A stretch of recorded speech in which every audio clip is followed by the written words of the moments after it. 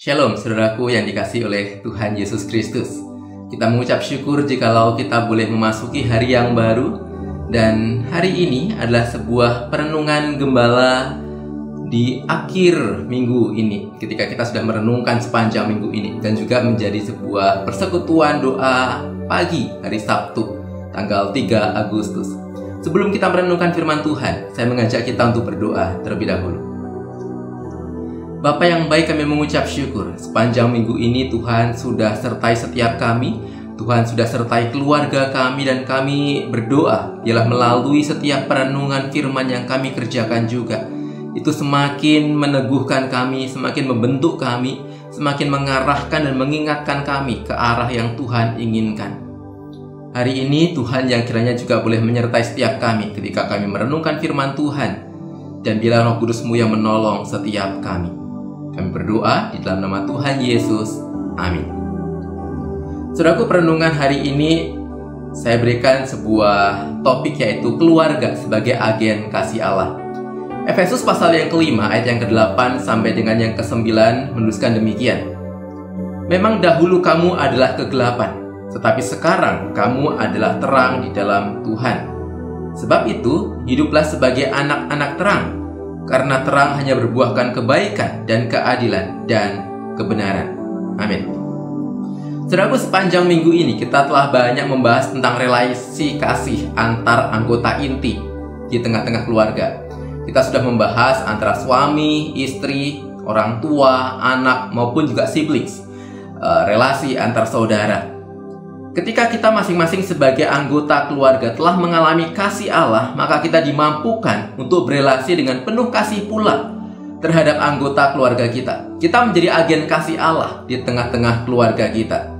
Namun tentu saja panggilan untuk menjadi agen kasih Allah ini tidak hanya terbatas dan berhenti hanya kepada anggota inti keluarga kita. Masih ada begitu banyak relasi yang belum kita bahas. Kita masih belum sempat untuk membahas relasi antara mertua dan menantu, relasi antar ipar, ataupun juga relasi keluarga besar yang lainnya, yang seringkali juga menjadi sebuah tantangan besar bagi beberapa di antara kita.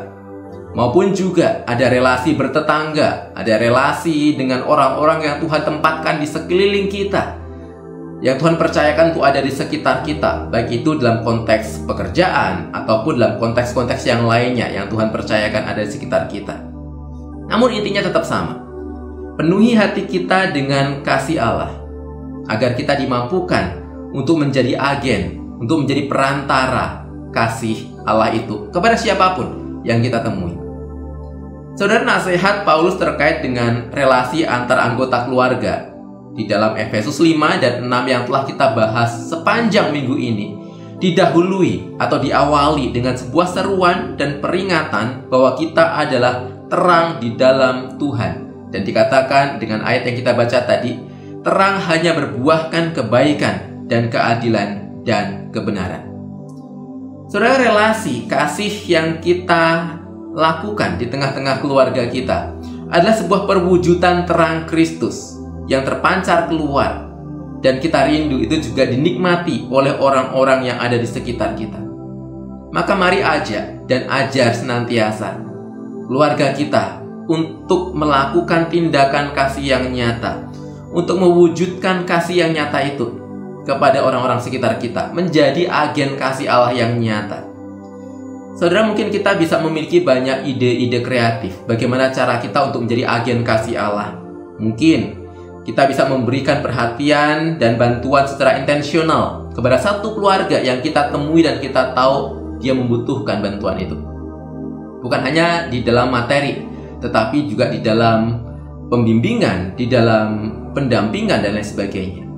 Atau kita juga bisa kemudian memasukkan satu keluarga di dalam pokok doa ibadah keluarga kita bersama dengan anak, istri, dan suami kita.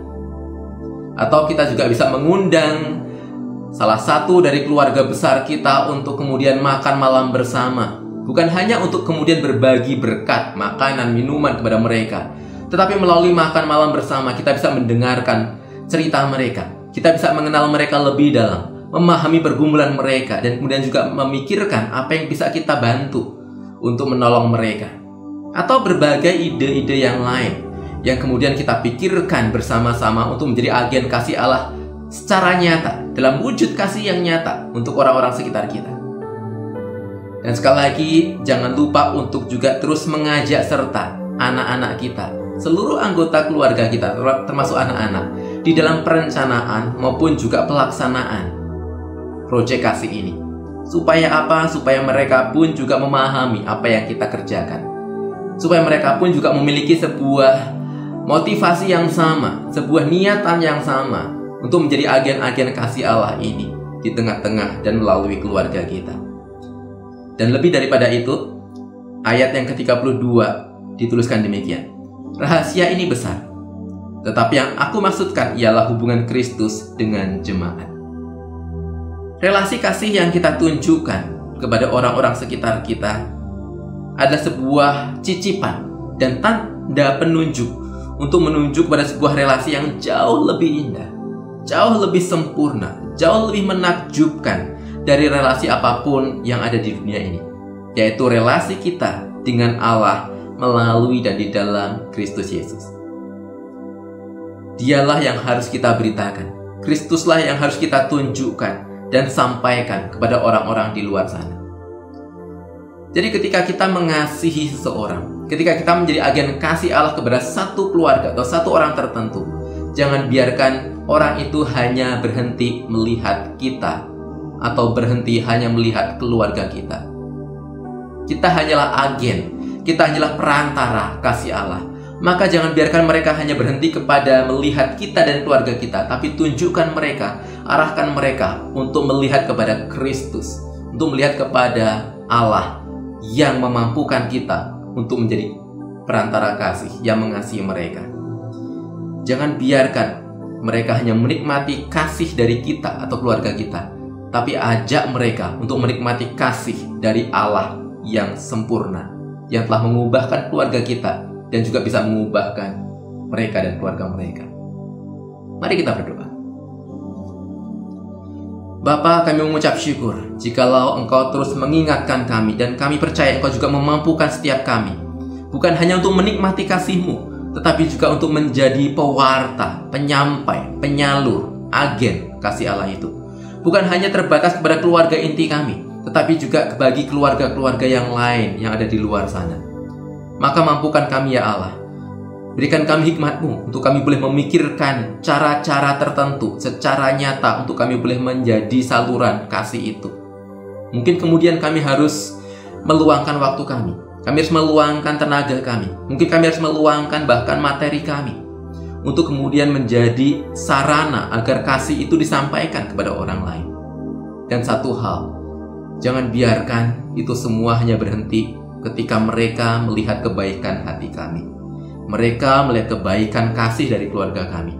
Tidak hanya sampai di situ, tetapi kami rindu mereka bukan melihat kami atau keluarga kami, tetapi mereka yang kami kasih melihat kepada Kristus yang kami wakili.